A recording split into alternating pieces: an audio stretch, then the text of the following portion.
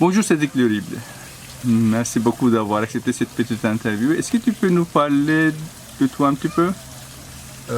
Oui, avec plaisir. Tout simplement citoyen du monde, poète depuis le temps où j'ai commencé à écrire, à lire, à prendre conscience de cette sensibilité qui m'habite et qui habite tout le monde en réalité. Dans la vie, je suis bibliothécaire à l'École des Beaux-Arts de Toulon. Et je m'occupe d'une revue qui s'appelle Test, comme Monsieur Test de Paul Valéry, comme la tête, comme le témoignage. Une revue qui vient de sortir son numéro 50 et qui a publié à ce jour plus de 350 poètes. Donc il y a un travail qui est de donner à lire la poésie dans toute sa diversité et dans son actualité aussi, parce que voilà, la poésie a tendance à s'empoussiérer dans les manuels scolaires et elle est toujours vivante. Et, voilà. Quand tu as commencé à écrire? Sur les bancs du collège. J'étais marqué profondément par la guerre en Irak, la guerre du Golfe. Et pour moi, la guerre, elle était restée dans les manuels d'école, justement. Et là, c'était une guerre, la première guerre, je crois, qui était extrêmement médiatisée. Et on voyait des missiles qui étaient envoyés, on voyait les soldats. Et je me suis dit, mais c'est pas possible, cette guerre. Enfin voilà, on est au XXe siècle, encore à l'époque, et la guerre est toujours présente. Alors voilà, j'étais avec ma petite naïveté d'enfant, j'ai écrit un poème antimilitariste. Voilà, c'est un peu mon premier poème. Donc, premier poème, premier recueil publié, c'était quand? Quelle année? Premier recueil publié, c'était en 2005. Ça porte sur une montagne, parce que mon travail poétique est vraiment le lien au lieu. Et j'aime beaucoup, je vis de ça, de cette nourriture, de cette réciprocité qu'il peut y avoir entre un environnement et un être, une être au monde. Voilà, donc c'est une montagne, une sorte de Sainte Victoire qui m'a attiré, comme si elle m'avait demandé d'écrire sur elle. Et donc je suis allé chercher à mieux connaître cette montagne, à la parcourir, à nourrir des cahiers de recherche sur l'histoire, sur son peuplement, sur sa toponymie, sur tout ce qui fait que cette montagne a cette présence-là. Et donc mon premier livre en 2005 s'appelait Le Coudon, et c'est le nom de cette montagne. Voilà. Comment tu écris, construis, crées ta poésie? Est-ce que tu as une approche poétique? Oui, mon approche poétique est celle d'un être au monde, d'un contact en permanent, d'une oreille ouverte, d'un œil grand ouvert. Et donc je vais être interpellé par différentes choses. Donc, par exemple, les giratoires, les ronds-points. Je me suis rendu compte, à force de faire beaucoup de routes, que les routes se transformaient par ces giratoires qui poussent à tous les carrefours, qui remplacent des feux, qui remplacent des stops. Et je me suis demandé comment cette sorte de phénomène de société pouvait changer notre perception du monde. Et voilà, donc l'écriture, la poésie permet de porter, de déplacer un peu le regard, de poser des questions là où on ne s'en poserait pas forcément. Et voilà. Les auteurs qui t'ont marqué, qui t'ont inspiré? À commencer par Francis Ponge, qui est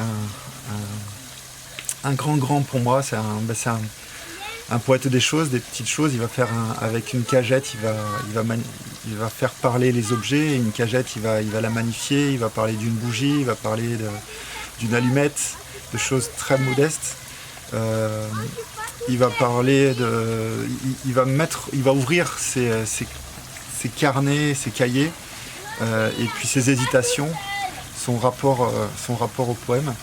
Et donc cette ouverture, à cet aller-retour entre l'écriture, l'objet, l'écriture, faire parler les objets, mais aussi parler du monde à travers l'écriture. C'est un poète qui est fascinant pour ça et qui est inépuisable. Il a une œuvre encyclopédique et qui est dans le concret. Parce que voilà, la poésie aussi, on a tendance à l'associer à des choses un peu abstraites, un peu fictives, à inventer aux histoires, on raconte des histoires. Et là, on est vraiment dans le concret et donc ce poète des choses continue de m'inspirer et de m'accompagner.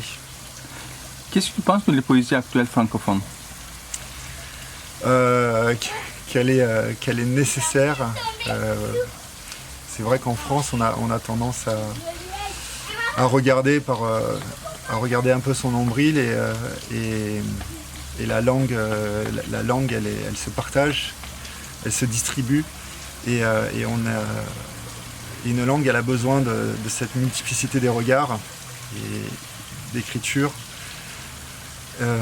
Voilà, donc c'est primordial, vital d'avoir ces facettes francophones, la francophonie, mais après oui, la francophonie fait, le terme même francophone fait débat, donc je n'irai pas dans ce territoire-là, je parlerai de diversité et de nécessité de faire circuler là les langues et de les faire cohabiter, de faire vivre les traductions, de faire vivre les... Pour moi, la poésie, c'est une langue dans la langue. Chaque poète se prend conscience de la finitude de sa propre langue, de sa langue maternelle, et il doit trouver une langue sa langue pour exprimer au mieux les choses. Et donc, on est déjà dans un territoire de traduction et de multiplicité. Justement, les questions suivantes, c'est la traduction. La traduction, je dirais déjà que les traductrices, traducteurs sont pas suffisamment reconnus, même si le travail est fait. Pour moi, ce sont des créateurs et des créatrices et des poètes. S'ils traduisent la poésie, ce sont des poètes. S'ils traduisent du roman, ce sont des romanciers, romancières. Et c'est un travail de passeur. Et comme on parlait de la revue tout à l'heure, la revue, c'est faire passer des textes et donner à lire des textes et donc transmettre ce que font merveilleusement bien en y consacrant toute leur vie, tout leur souffle, toute leur énergie, les traductrices, traducteurs. Donc merci à elles et eux. Est-ce que la poésie, là, est un besoin, une nécessité pour les gens, pour les autres? C'est vital, la poésie est partout, la nécessité c'est d'en prendre conscience. C'est de prendre conscience qu'on respire, qu'on est au monde et qu'on a à le partager et à le vivre ensemble. Et la poésie est aussi un transmetteur de cette prise de conscience. Et tu peux parler aussi un petit peu de ta revue, tes événements que tu organises à Toulon, je suppose, n'est-ce pas? Oui, alors quand on est passionné, on devient quelque part militant. On essaie de faire vivre, de donner à entendre, de donner à lire, de créer des événements. Et effectivement, la revue, c'est 4 numéros, donc test, c'est 4 numéros par an. C'est une vingtaine de numéros une vingtaine de poètes dans chaque numéro. C'est également une artiste invitée. Ce sont aussi des traductrices, des traducteurs qui permettent de transmettre des textes qu'on n'aurait pas autrement. Et ce sont des événements auxquels on associe des musiciens et des événements de partage. Et voilà, la poésie, elle est aussi bien dans le son que dans la traduction, que dans les pages, que dans la voix. Voilà. Et Tu participes au Festival de Sète depuis des années, je crois, non? Oui. Ça veut dire que c'est pas seulement, comme on dit, invité, tu es, comme on dit, poète invité déjà de cette édition 2023, il ne faut pas oublier. et encore, comme on dit, le marché de la poésie, tu fréquentes là-bas aussi. J'aimerais bien avoir tes impressions. Oui. Alors oui, effectivement, là je suis invité en 2023, j'étais invité il y a 6 ans en 2016. Et puis entre 2016 et 2023, j'amène la revue pour la revue test sur le marché de la poésie, place du livre, place du Poufre à Sète. Et c'est un moment important parce que c'est un moment où on se rencontre, où on fait le lien aussi avec les auteurs, où on découvre des auteurs de tout le bassin méditerranéen. Et c'est un moment de partage entre éditrices et éditeurs. C'est un moment où on voit l'activité, l'actualité, les publications, les mouvements éditoriaux qui nourrissent cette poésie en France et à l'étranger. Et donc c'est un travail de fourmi que font les éditrices et les éditeurs et qui est important de soutenir. Et voilà, donc chaque année, on est dans ces moments où on se charge de toute cette manifestation de la poésie à travers les livres, à travers les voix et celles et ceux qui les portent. Moi, j'ai de la poésie aussi. Est-ce que tu as comment on dit, tes impressions ils sont les mêmes ou différentes par rapport au festival de Sète? Parce que c'est pas la même chose en fait. Un peu. Non, c'est pas la même chose. Déjà, il y a la couleur méditerranéenne à Sète qu'on ne va pas retrouver forcément au marché de la poésie, qui a un pays étranger invité chaque année. Le marché de la poésie, c'est vraiment le marché des éditeurs. Et puis Paris reste la capitale de la France. Donc Paris permet d'avoir, par sa centralité, permet d'avoir la convergence de tous les éditeurs, les éditrices de partout en France. Et puis voilà, c'est le moment effectivement où on montre, où on fait des signatures. Et puis après, évidemment, il y a toute l'organisation du marché de la poésie avec des lectures, avec les périphéries, donc qui permet de redistribuer aussi dans différents départements, différentes villes de France, ce marché de la poésie. Enfin, c'est une autre dimension, une autre intention, je dirais, même si la poésie reste au cœur à la fois du marché du livre à Sète et du marché de la poésie à Paris. Merci beaucoup, Cédric. Avec plaisir. Vanité, crâne. Les mots emboîtés dans leur représentation à grands traits pointés. Soumise à la chute verticale alors que le front s'ouvre vers le haut, l'esprit, frontal et temporal, ce que la peau recouvre ne peut masquer, tandis que noir, le trait inscrit sa marque signe, en surface pense-t-on, immobile, coule, alors que la lumière vacille, s'inscrit, pariétale, à parts égales au sommet. Ce que ça dit de nous, comme de tout être humain. Notre identité indissociable de nos traits communs, les invariants et les particularités. Chiromancienne, c'est écrit, se perpétue, à livre ouvert et généalogique, depuis la nuit des temps, les invariants et les particularités, qui font notre insignifiance. On en fait des états.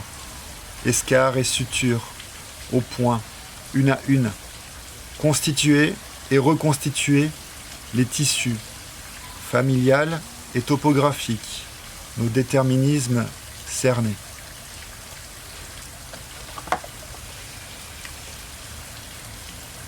Tu plonges direct et tu replonges une tête puis deux, hors de l'écran comme hors de l'eau.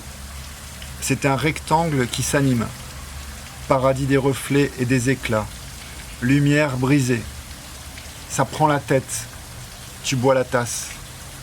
La piscine se redresse verticale. L'écran sort du cadre, tu le crèves, ça déborde. Tu piques une tête, puis deux. Tout éclaboussé des pieds à la tête. Trempé, l'image se répète. Le plongeon, la brasse coulée. Tu retiens ton souffle, image à couper. Quand vas-tu sortir la tête? Tu tiens et touches le fond. L'écran miroitant de la surface t'appelle. Pourquoi remonter? Pourquoi t'extraire? Passer ta vie à flotter. À quoi bon vivre en surface? Trouver l'endroit et son envers. À reculons, revoir le film.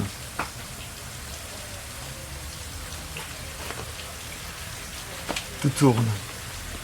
Tout tourne, tout tourne, tout tourne, tout tourne à partir d'un point. Tout tourne, tout tourne, tout tourne, tout tourne, indissociable de ce point. Tout tourne, tout tourne, tout tourne, repère névralgique. Tout tourne, tout doit tourner. Tout tourne irrémédiablement. Tout tourne, il faut que ça tourne à n'en plus pouvoir. Tout tourne, au centre, il y a l'art et la matière. Tout tourne, la matière induit la manière. Tout tourne, la façon de tourner.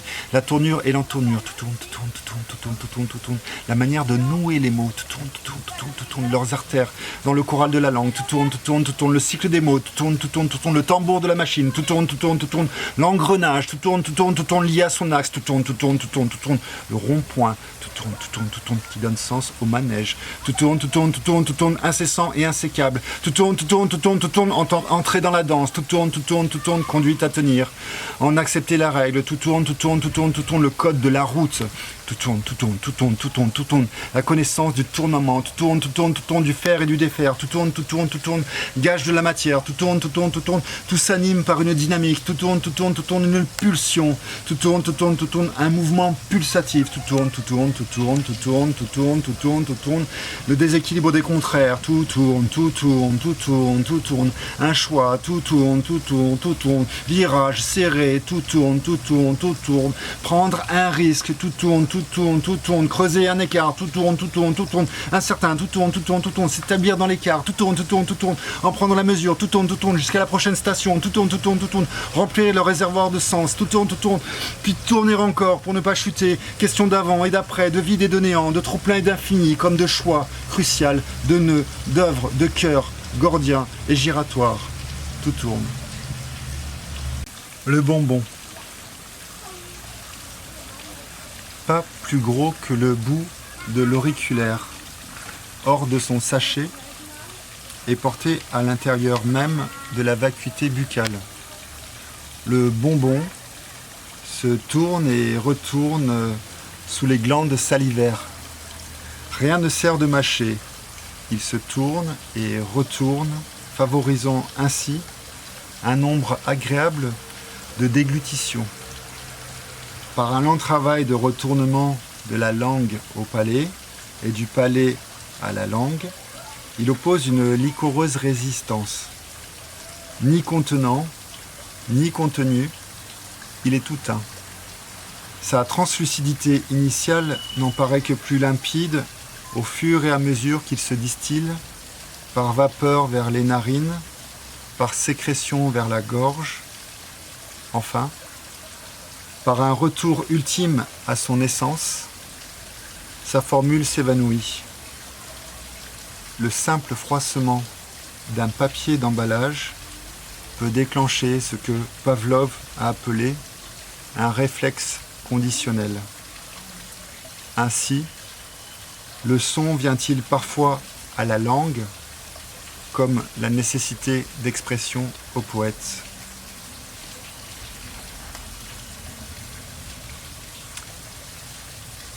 Considérant, écourter, moins entendre, est égal à écouter. Étendre plus écouter est égal à entendre. Écouter n'est pas entendre. Entendre n'est pas écouter. Jouir, que multiplie écouter, est égal à ouïr. Ouïr, que divise entendre, que divise écouter, est égal à mésentente. Il s'avère qu'il nous faut sur cette base décomplexer la langue, à commencer par la poésie, bien entendu. La simplicité n'est pas le convenu, le mot prononcé n'est pas le mot écrit. Pourtant, la langue est commune. arrêtons de les mettre dos à dos. L'un est la traduction de l'autre, comme le micro de la voix. La langue doit claquer. Entendons-nous là-dessus? La question d'être musical s'est déjà posée par le passé. Elle n'est toujours pas réglée. Les mots doivent s'entendre, aussi les poètes entre eux, les musiciens aussi. Faire entendre le poème ou le texte dans toute son expression à qui veut bien. Mais aussi le bruit, dans toutes ses acceptations qui l'accompagnent. L'à côté, la bouche, le son, l'écho du lieu, la respiration du public, ses mouvements, leurs éclats de rire, leurs frayeurs et leurs soupirs. Tout participe jusqu'à la qualité du silence. Tout compose l'instant. Dans l'instant, c'est entendu. Il ne suffit pas seulement de tendre l'oreille, mais de la rendre attentive. Nous n'en finirons jamais avec les perceptions. Les bruits sont bien là, les hurrahs et les huées, c'est là le plaisir. Le déplaisir s'entend aussi. Le public n'est pas acquis, loin de là, n'est pas conquis, loin s'en faut. Le public aimait au même titre que le poète, nul n'est à l'abri. Le public n'est pas dupe, il ne doit pas être captif. Le public de la poésie n'a pas à être un consommateur docile, pas plus que la poésie n'est un produit de consommation.